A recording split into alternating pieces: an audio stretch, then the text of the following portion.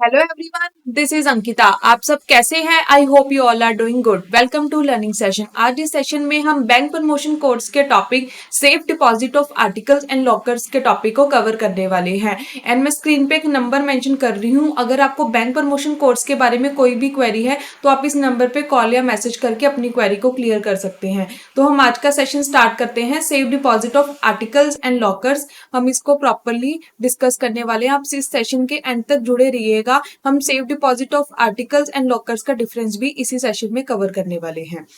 तो स्टार्ट करते हैं। पहले हम इसकी डेफिनेशन को समझ लेते हैं। लॉकर की फैसिलिटी बैंक की साइड से कस्टमर को प्रोवाइड की जाती है। जब कोई भी पर्सन अपनी ज्वेलरी, अपने डॉक्यूमेंट्स, अपना कैश बैंक के पास रखना चाहता है तो उसको एक लॉकर प्रोवाइड किया जाता है। उसके अगेंस्ट उसको रेंट पे करना होता है बैंक को। Safe deposit locker is a facility extended to the customer to enable them to keep their valuable documents, etc. in a specifically designed locker on the payment of prescribed rentals. जब किसी भी person को locker की facility चाहिए होती है, अपने वो कोई भी डॉक्यूमेंट्स जो उसको लगता है कि वो घर पे सेफ नहीं है या चोरी हो सकते हैं या वो आउट ऑफ स्टेशन जा सकता है, तो बैंक से वो लॉकर की फैसिलिटी ले सकता है। उसके अगेंस्ट उसको रेंट पे करना होगा। Rent according to the size of locker होता है, क्योंकि बैंक के पास 4 टाइप्स के लॉकर होते हैं: small, medium, large and extra large. Extra large को जंबो लॉकर भी बोला जाता है। वो काफी बड़े साइज का लॉकर होता है। अगर किसी के पास काफी ज्यादा सामान है तो वो जंबो लॉकर भी ले सकता है। जो 4 के 4 लॉकर के साइजेस हैं उसका जो रेंट है वो डिफरेंट डिफरेंट होता है। सबसे ज्यादा जो रेंट होता है वो जंबो लॉकर का होता है, क्योंकि वो साइज में भी काफी बड़ा होता है। सब कस्टमर्स अपने सामान के अकॉर्डिंग लॉकर का साइज ले सकते हैं, जिसमें भी उसका सारा सामान आ जाएगा, पर उसके अगेंस्ट उसको लॉकर का रेंट पे करना होगा बैंक को। The relationship between bank and the hirer of the locker is lessor and lessee. इसमें जो रिलेशनशिप दोनों के बीच में एग्जिस्ट करता है वो लेसर और लेसी का एग्जिस्ट करता है। बैंक जो हमारा होता है वो लेसर है and customer is a lessee, क्योंकि बैंक उसको सर्विस प्रोवाइड कर रहा है कस्टमर को। वो एक सर्विस प्रोवाइड करके उसके अगेंस्ट उससे कस्टमर से रेंट ले रहा है। इन केस कस्टमर नहीं पे करता है, 2-3 मंथ्स कॉन्टिन्यूसली रेंट नहीं पे करता है, तो बैंक उसके अगेंस्ट पेनल्टी भी चार्ज कर सकता है, क्योंकि बैंक को तो प्रॉपरली हर मंथ अपना रेंट चाहिए ही चाहिए। इसमें एक और इम्पॉर्टेंट पॉइंट है, रेंट हमेशा एडवांस में पे किया जाएगा। ये नहीं है कि हमने फैसिलिटी ले ली, हम बोलते रहे हम बाद में पे कर देंगे। नहीं, जब भी हम बैंक से लॉकर की फैसिलिटी लेंगे हमें एडवांस में रेंट पे करना होगा। और क्योंकि हम बैंक की एक स्पेस को यूज कर रहे हैं, लॉकर ऐसे तो है नहीं भी कोई बॉक्स नहीं है या उस पर कोई लॉक नहीं लगा होगा।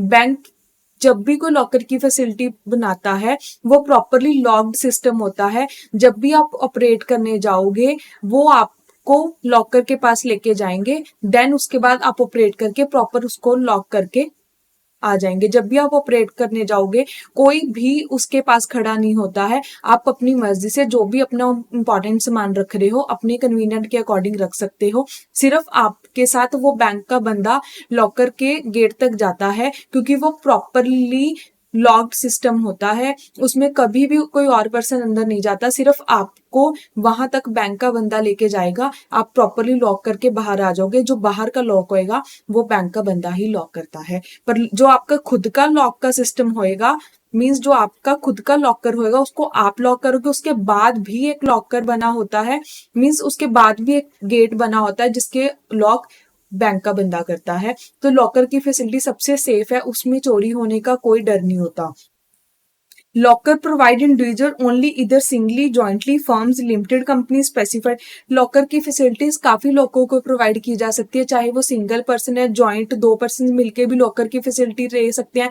कोई फर्म ने मिलके अपने कोई इंपॉर्टेंट डॉक्यूमेंट्स रखने हैं या कोई अपनी ऑफिस का सामान रखना है, लिमिटेड कंपनी, स्पेसिफाइड एसोसिएशन, कोई भी मिलके लॉकर की फैसिलिटी बैंक से ले सकता है।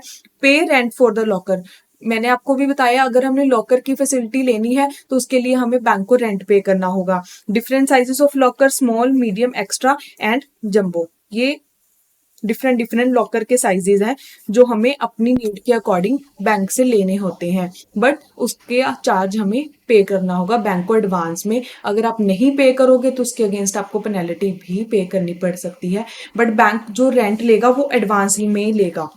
जो मिनिमम लॉकर की फैसिलिटी है वो हमें 1 साल के लिए मिलती है, बट उसको आप जब चाहे तब तक एक्सटेंड करवा सकते हो, चाहे आप उसको 10 साल लॉकर को रख सकते हो, 20 साल, 30 साल, वो आपके ऊपर है कि कब तक आप बैंक की सर्विस लॉकर को यूज करना चाहते हो। उसके अकॉर्डिंग आपको हर साल रेंट पे करना होगा।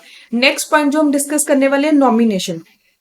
हमने बैंक से लॉकर तो ले लिया, बट उसके लिए हमें नॉमिनेशन की फैसिलिटी भी प्रोवाइड की जाती है कि इन केस अगर आपकी एब्सेंट में आपको किसी सामान की जरूरत पड़ जाती है तो आपका नॉमिनी उस केस में अकाउंट को यूज कर सकता है, आपके लॉकर को यूज कर सकता है। Section 45 ZA to ZF of the banking regulation act deal with the nomination facility in the locker.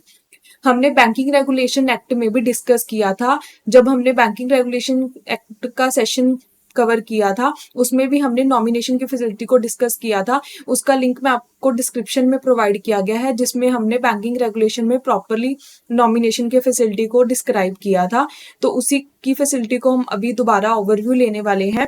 अगर किसी भी पर्सन, एक सिंगल पर्सन ने मिलकर लॉकर की फैसिलिटी ली है तो उसमें 1 नॉमिनी होएगा, वो जाके ऑपरेट कर सकता है। इन केस इस पर्सन की डेथ हो जाती है, जो मेन पर्सन है इसने लॉकर को ऑपरेट करवाया था, वो लॉकर के टाइम पे उसने नॉमिनी की अगर दी हुई है फैसिलिटी, तो उस केस में अगर इस पर्सन की डेथ हो जाती है तो वो नॉमिनी क्या है, लॉकर को ऑपरेट कर सकता है, क्योंकि सिंगल पर्सन ने ओपन करवाया था और उसने नॉमिनी की जो भी डिटेल्स दी होंगी डेथ सर्टिफिकेट दिखा के प्लस जो भी नॉमिनी की आइडेंटिफिकेशन होगी, दोनों चीजें दिखा के वो लॉकर को ऑपरेट कर सकता है। पर ये दोनों डॉक्यूमेंट्स दिखाने जरूरी है। डेथ सर्टिफिकेट की उस पर्सन की डेथ होगी है, प्लस नॉमिनी की जो भी आइडेंटिफिकेशन हमने ओपन करते टाइम लॉकर की उस नॉमिनी की दी होगी, मेन पर्सन ने जिसने लॉकर ओपन करवाया था उसको, वो दिखा के हम बैंक को क्या है ऑपरेट कर सकते हैं। इन केस नहीं उस पर्सन ने नॉमिनी की फैसिलिटी दी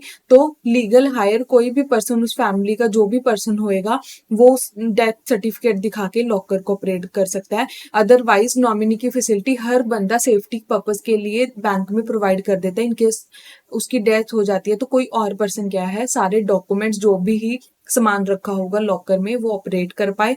तो कोई हम कभी भी लॉकर नॉमिनी ऑपरेट कर सकता है, पर उसको प्रॉपर अपनी आइडेंटिफिकेशन दिखानी होगी और किसी भी डॉक्यूमेंट की रिक्वायरमेंट नहीं है। इन केस इंडिविजुअल जिस पर्सन ने ओपन करवाया था उसकी डेथ हो जाती है, सिर्फ ये दोनों डॉक्यूमेंट्स बैंक को दिखा के वो लॉकर को ऑपरेट कर सकता है। Joint account of individual nomination can be made by 1 और मोर पर्सन। इसमें क्या है, 2 नॉमिनी हो सकते हैं। अगर 2 पर्सन ने मिलके कोई भी लॉकर की फैसिलिटी ली है उस केस में 2 नॉमिनी हो सकते हैं। अगर एक पर्सन की डेथ हो जाती है इस केस में, मान लो ए और बी दोनों ने मिलके लॉकर की फैसिलिटी ले ली, ए की डेथ हो गई, तो जो सर्वाइवर है बी वो ऑपरेट कर सकता है लॉकर को। अगर दोनों की डेथ हो गई है उस केस में जो भी उन दोनों ने नॉमिनी को अपॉइंट किया होगा वो उस अकाउंट को ऑपरेट कर सकते हैं। इनको भी डेथ सर्टिफिकेट दोनों के दिखा के प्लस अपना आइडेंटिफिकेशन मार्क दिखा के कि इनको नॉमिनी ऑपरेट किया गया था, जो भी बैंक के टाइम उन्होंने ओपन करते टाइम लॉकर इन दोनों की आइडेंटिफिकेशन दी होगी, उसके बाद क्या है वो ऑपरेट कर सकते हैं। Representative accounts no nominee. अगर कोई ट्रस्ट का अकाउंट है, कोई सोसाइटी का अकाउंट है, उस केस में कोई भी नॉमिनी नहीं होता। उस केस में बैंक अलाउ ही नहीं करता। ये बैंक के प्रोविजंस के अंदर लिखा गया है। कोई भी रिप्रेजेंटेटिव अकाउंट है, कोई सोसाइटी का अकाउंट है, कोई ट्रस्ट का अकाउंट है, चैरिटेबल सोसाइटी का अकाउंट है, उस केस में कोई भी नॉमिनी नहीं प्रोवाइड किया जाता। नेक्स्ट है important guidelines of RBI for locker. RBI ने कौन सी गाइडलाइंस प्रोवाइड की हैं, अगर कोई भी पर्सन लॉकर ऑपरेट करता है, लॉकर ओपन करवाता है, तो उसको क्या क्या फैसिलिटीज प्रोवाइड की गई हैं। Linking of allotment of lockers to the placement of fixed deposit. कोई भी लॉकर जब हम ओपन करवाते हैं हम ये नहीं कह सकते कि आप हमें अकाउंट के अगेंस्ट में लॉकर ओपन कर दो या फिक्स डिपॉजिट के अगेंस्ट लॉकर ओपन कर दो। नहीं, कोई भी अकाउंट का या लॉकर का या एफडी का लिंक नहीं दिया गया है। हमें लॉकर अलग से ओपन करवाना पड़ता है। अगर कोई भी पर्सन है, अगर उसका उस बैंक में अकाउंट नहीं है, सिर्फ उसने लॉकर की फैसिलिटी ली हुई है, वो भी ले सकता है। मान लो मेरा अकाउंट HDFC में है और मैं लॉकर की फैसिलिटी ICICI में ले रही हूँ, वो ले सकते हैं, क्योंकि जो रेंट है वो ऑलरेडी कस्टमर को एडवांस में पे करना पड़ता है। अगर वो उसी बैंक के पास जाता है जिसमें उसका अकाउंट है, तब वो बोल सकता है कि जो रेंट है वो मेरे अकाउंट से डिडक्ट कर लो।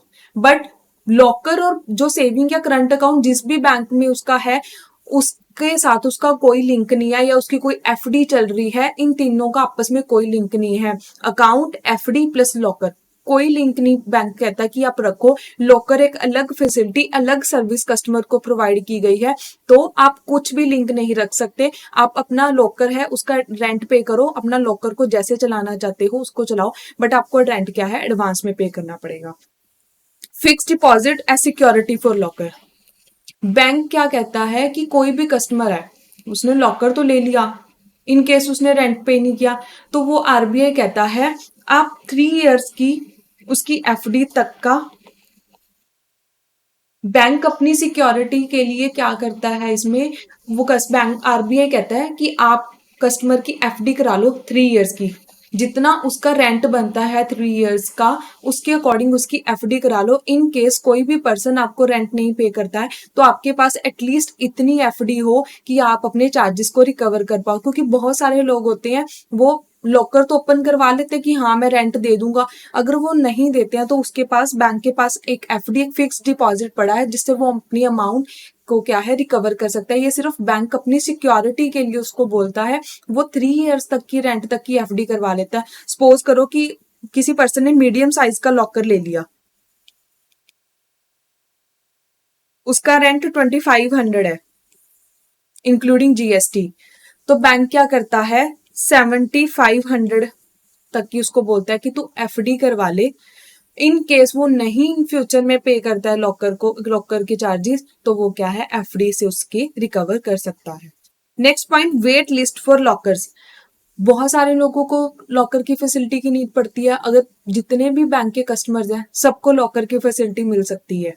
तो बैंक जब भी बहुत सारे लोग आ जाते हैं, तो वो सबसे पहले उन लोगों को लॉकर की फैसिलिटी प्रोवाइड करता है जिसमें उसको लगता है वो रेंट प्रॉपरली पे करेंगे, वो उनका प्रीमियम कस्टमर है, उनको दिक्कत नहीं आएगी। तो वो जब भी उसके पास काफी लोगों की लिस्ट आ जाती है, वो पहले प्रॉपरली चेक करता है कौन सा कस्टमर सही है, कौन सा जेन्युइन है, कौन प्रॉपरली रेंट पे करेगा। तो वो प्रॉपरली क्या है, एक लिस्ट चेक बना के सबके अकाउंट्स को प्रॉपरली चेक करता है कि कौन उसको एडवांस में पे कर देगा। उसके अकॉर्डिंग क्या है, लॉकर की अलॉटमेंट चेक करता है कि उसको बाद में दिक्कत ना आए। Last point in RBI guidelines में जो इशू किया गया है, customer due diligence for the allotment of cost. जब भी किसी भी कस्टमर को लॉकर इशू किया जाता है, उसकी बहुत ज्यादा due diligence mean properly care करनी पड़ती है। जैसे अब कोई भी हमने सेविंग अकाउंट ओपन करवाया, हमने KYC प्रॉपरली करवानी पड़ती है। नो योर कस्टमर, हमें अपना Aadhaar card, PAN card number, account को ओपन करवाने के लिए एक चेक, सब कुछ प्रोवाइड करना पड़ता है। तो जब भी हमें लॉकर की फैसिलिटी प्रोवाइड की जाती है, उसमें भी हमने, बैंक कहता है प्रॉपरली अपनी KYC प्रोवाइड करो, ताकि बाद में कोई भी इशू ना आए। चाहे वो कोई एग्जिस्टिंग कस्टमर है, चाहे कोई न्यू कस्टमर है, सबको लॉकर प्रोवाइड करने के लिए प्रॉपर KYC करवानी पड़ती है, तभी बैंक उसको लॉकर प्रोवाइड करता है। अदरवाइज लॉकर आपको प्रोवाइड नहीं किया जाता। बैंक के पास हमेशा हर लॉकर की 2 कीज होती हैं। एक की कस्टमर को दे दी जाती है, दूसरी की बैंक के पास होती है। बैंक उसको बोलता है कस्टमर को, आप जब तक लॉकर ऑपरेट कर रहे हो अपनी की अपने पास रखो, इन केस आपको नहीं लॉकर की जरूरत है तब आप ये की मुझे सरेंडर कर देना। बट बैंक क्या है, उसके पीछे से कभी भी लॉकर को ऑपरेट नहीं कर सकता। वो सिर्फ इन केस उस कस्टमर से गुम जाती है, वो उसको क्या है, दूसरी की के साथ ऑपरेट कर सकता है। हर लॉकर का डिफरेंट आइडेंटिफिकेशन मार्क होता है, डिफरेंट नंबर होता है, डिफरेंट डिफरेंट कस्टमर्स की, क्योंकि बहुत सारे बैंक के पास लॉकर्स होते हैं, तो हर का डिफरेंट आइडेंटिफिकेशन नंबर होता है, हर की डिफरेंट की होते हैं, ताकि कोई भी बैंक को इशू ना आए। अभी हम जो बात कर रहे थे, customer due diligence, proper KYC होनी बहुत ज्यादा जरूरी है। सेकंड पॉइंट इसमें क्या आ जाता है, कोई भी कस्टमर है, उसने more than 1 to 3 years locker को ऑपरेट नहीं किया, जिसमें हाई और मीडियम रिस्क कैटेगरी के लॉकर्स आ जाते हैं, मीन्स 1 से 3 साल तक कोई ऑपरेट नहीं किया, तो बैंक क्या कहता है, या तो आप मुझे सरेंडर कर दो या लॉकर को कंटिन्यूसली ऑपरेट करो। क्योंकि अगर वो ऑपरेट ही नहीं कर रहा, बैंक किसी और को देके अपने रेंट तो एटलीस्ट ले, अपनी थोड़ा तो प्रॉफिट अर्न करे, वो यूज ही नहीं कर रहा। वो कह रहा है लॉकर मैंने खरीद लिया, ठीक है, मैं ऑपरेट नहीं कर रहा, 1 से 3 साल हो गए, उसने कभी खोल के भी नहीं देखा, बैंक वो खाली पड़ा है। बैंक को तो नहीं पता ना, बैंक के अकॉर्डिंग उसमें सामान पड़ा है, इन केस वो खाली पड़ा है, बैंक के लिए तो लॉस है, क्योंकि बैंक किसी और कस्टमर को देके उससे रेंट ले सकता है। इसीलिए more than 1 to 3 years in medium and high risk categories में बोला जाता है कि आप, बैंक बोलता है कि या तो आप इसको कंटिन्यूसली ऑपरेट करो या फिर मेरे को सरेंडर कर दो, क्योंकि आप इसको ऑपरेट नहीं कर रहे हो, तो उस केस में बैंक कर सकता है। थर्ड पॉइंट इसमें क्या आ जाता है, बार बार नोटिस देने के बाद भी अगर वो कस्टमर ऑपरेट नहीं कर सकता, बार बार नोटिस देने के बाद भी अगर वो नहीं ऑपरेट कर रहा, तो बैंक पुलिस के सामने क्या है, उसको खोल देती है लॉकर को।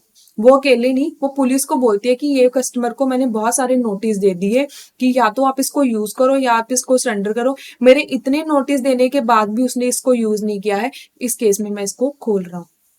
उसके बाद भी अगर नहीं, वो रेंट भी नहीं पे कर रहा, बहुत ज्यादा टाइम हो गया, वो क्या है, उसके जो भी लॉकर को खोल के अपनी अमाउंट को क्या है, रेंट की अमाउंट को रिकवर कर सकता है। तो बैंक के पास प्रॉपर राइट्स दिए गए हैं अपनी अमाउंट को रिकवर करने के लिए। अगर कोई कस्टमर है, उसने 3 years से ज्यादा ऑपरेट नहीं किया, उसने कोई सामान भी नहीं रखा हुआ, उस केस में बैंक को लॉस बियर करना पड़ता है।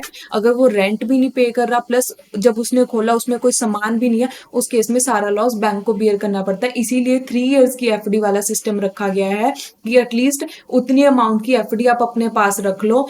ये आरबीआई कहता है कि एटलीस्ट आप उतनी रखो कि आप क्या है, इन केस वो पे नहीं कर पाता है, आप अपनी अमाउंट को रिकवर कर पाओ। नेक्स्ट इसमें जो पॉइंट है, सेफ कस्टडी।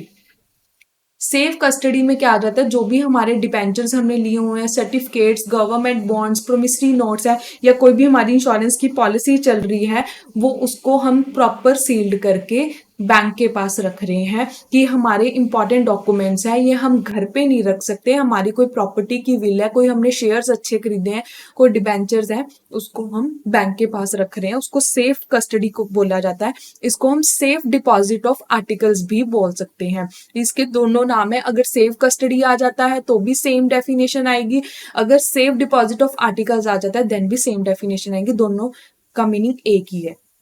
इसमें रिलेशनशिप बेलर और बेली का एग्जिस्ट करता है सेफ कस्टडी में, क्योंकि कस्टमर अपनी कुछ डॉक्यूमेंट्स बैंक को देके जा रहा है कि ये मेरे डॉक्यूमेंट्स है, ये अपने पास कस्टडी में रख लो। इसके लिए सेफ कस्टडी के लिए कुछ स्पेशल बैंक रूल्स रखता है कि एटलीस्ट उसको क्या है, वो प्रॉपरली रख पाए, चोरी ना हो बैंक में भी। तो बैंक में वैसे तो चोरी होने का कभी डर नहीं है, बट फिर भी वो प्रॉपर कस्टडी में रखता है कि जब भी आएगा कस्टमर, वो उसको प्रॉपर डिलीवर कर पाए जब भी उसको रिक्वायरमेंट होगी।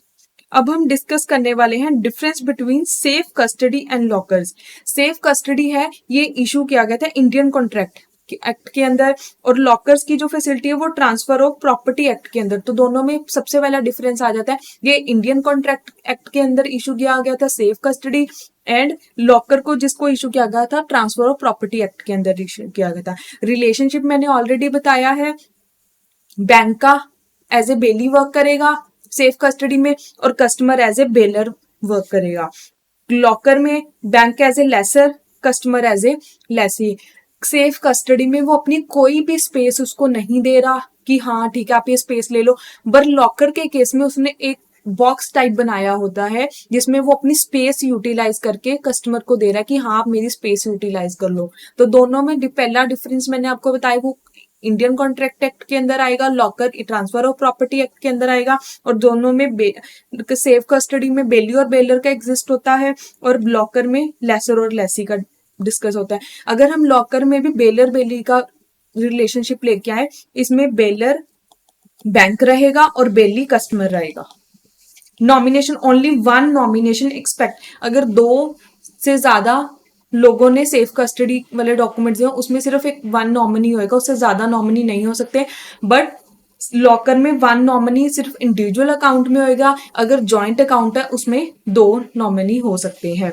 Duty of the bank, bank is expected to take, उस बैंक को क्या है एक्स्ट्रा केयर करनी पड़ती है सेफ कस्टडी डॉक्यूमेंट्स की, क्योंकि उसमें प्रॉपर्टी के डॉक्यूमेंट, शेयर्स, डिबेंचर्स वगैरह के डॉक्यूमेंट होते हैं, उसमें बैंक को एक्स्ट्रा केयर करनी पड़ती है। But in the locker bank has to ensure, इसमें सिर्फ बैंक को ये इंश्योर करना पड़ता है कि वो लॉक्ड प्रॉपरली है या नहीं। उसके अलावा एक्स्ट्रा केयर है वो सेफ कस्टडी में आ जाती है। लॉकर अगर प्रॉपरली लॉक्ड है उसके अलावा कोई टेंशन की बात नहीं है बैंक के लिए, वो सिर्फ लॉकर प्रॉपरली लॉक्ड होना जरूरी है। उसमें बैंक को ये नहीं है कि हाँ ठीक है चोरी हो जाएगा या मुझे एक्स्ट्रा केयर उसके अंदर के सामान की भी रखनी पड़ेगी, नहीं, अगर वो लॉक्ड है देन वो सेफ है। Delivery of articles, delivery of the goods on the surrender of safe custody receipt, वो तभी उसको डिलीवरी करेगा जब वो क्या है कस्टडी रिसिप्ट शो करेगा। जब भी वो अपने डॉक्यूमेंट्स कस्टमर बैंक को देने आता है तो उसको एक कस्टडी रिसिप्ट प्रोवाइड की जाती है, और इन केस उसको 1 साल बाद 6 महीने बाद अपने डॉक्यूमेंट्स की रिक्वायरमेंट पड़ जाती है तो उसको कस्टडी रिसिप्ट क्या है दिखानी पड़ती है। Customer operate at the locker at his description, इसमें वो अपनी मर्जी के अकॉर्डिंग लॉकर को ऑपरेट कर सकता है, जब मर्जी चाहे ओपन कर दे, जब मर्जी चाहे उसको क्लोज कर दे, वो उसकी रिक्वायरमेंट सामान निकालना रखना सब उसके ऊपर है। इसमें ये नहीं है कि उसको कोई रिसिप्ट दिखानी पड़ती है। अगर कोई भी कस्टमर बैंक के पास गया कि मैं अपना लॉकर ऑपरेट करना चाहता हूँ, तब बैंक का जो भी पर्सन होगा वो उसको उसके वहां तक ले जाएगा जहां भी उनके लॉकर्स बने हुए हैं, वो बाहर वेट करेगा, पर्सन अंदर अपना लॉकर को प्रॉपरली ऑपरेट कर सकता है, लॉक करके वापस आ सकता है। इसमें ये नहीं है कि कोई रिसिप्ट दिखाओ, उसके पास ऑलरेडी बैंक की तरफ से कीज प्रोवाइड कर दी हुई होती हैं तो उसमें कोई भी ऐसा वो रिक्वायरमेंट नहीं है। बट अगर इस केस में डेथ हो जाती है जिसने भी सेफ कस्टडी के अपने डॉक्यूमेंट्स रखे होते तो उसको क्या है एक डॉक्यूमेंट शो करने के बाद ही उसके लीगल हायर को, जो भी उसका नॉमिनी होएगा, उसको डॉक्यूमेंट्स प्रोवाइड किए जाते हैं। अदरवाइज एज सच कोई भी वो सेफ कस्टडी रिसिप्ट लेके आ गया उसका लीगल हायर की हाँ मुझे ये दे दो डॉक्यूमेंट्स, नहीं, लॉ ऑफ एडमिनिस्ट्रेशन उसको दिखाना पड़ेगा तभी उसको सेफ कस्टडी के सारे डॉक्यूमेंट्स मिलेंगे। सेम ये लॉकर के केस में भी होएगा, पर नॉमिनेशन की फैसिलिटी दोनों में प्रोवाइड है, दोनों अपने नॉमिनी को क्या है दे सकते हैं। सेफ कस्टडी में एक और पॉइंट है कि प्री मेच्योर फैसिलिटी भी प्रोवाइड कर सकता है कि हाँ ठीक है अगर उस पर्सन की डेथ होगी तो प्री मेच्योर फैसिलिटी भी उसके जो भी नॉमिनी होगा उसको प्रोवाइड कर सकता है। बट उसके नॉमिनी को कोई भी लोन की फैसिलिटी नहीं प्रोवाइड की जाती सेफ कस्टडी के ऊपर। तो अगर आपको इस टॉपिक की पीडीएफ चाहिए तो आप मेरा चैनल भी ज्वाइन कर सकते हैं जिसका लिंक आपको डिस्क्रिप्शन में प्रोवाइड किया गया। अगर आपको कोई भी किसी भी टॉपिक के बारे में डाउट है जो भी हमने आज तक बैंक प्रमोशन कोर्स के कवर किए हैं तो आप उस चैनल में मैसेज करके अपने डाउट भी पूछ सकते हैं। और अभी तक अगर आपने वीडियो को लाइक नहीं किया है, वीडियो को लाइक करें, चैनल को सब्सक्राइब करें। Thank you.